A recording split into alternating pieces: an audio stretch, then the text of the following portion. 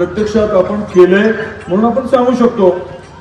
आता विरोधक आपल्याकडे येत असतील, भाषण करत असतील, कशावर बोलतात? कुठलं कुठलं विकास काम केलं सांगतात, काय काय केलं सांगतात. मग सांगायला काहीच नाही म्हटल्यानंतर मग काय बोलणार? माझी गाडी काढणार, मी अमुक गाडीत फिरतो. आपण मी 13 आणि 12 वाड्यांचा पाटील आहे. मग माहिती का नाही, संत गोरोबा काकांच्या गावचं आहे मी.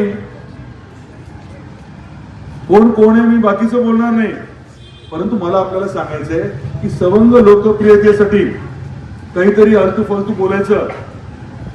लोकांना त्याच्यात काय, तात्पुरतं लोक टाळ्या वाजवतात, फायदा काय?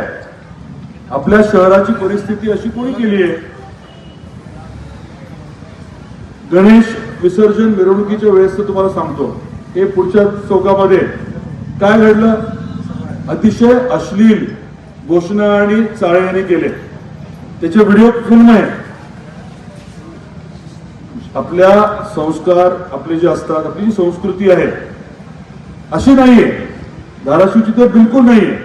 म्हणजे आपल्याला विनंती आहे की असले जे लोक आहेत त्यांच्या बाबतीमध्ये आपण वेळीच सावध राहायला हवं. योग्य लोक कोण आहेत, आपल्या हिताचं काम कोण करू शकतं, मोठी कामं महत्वाची कामं कोण करू शकतं, याचा निश्चितपणे आपण विचार करणं अपेक्षित आहे.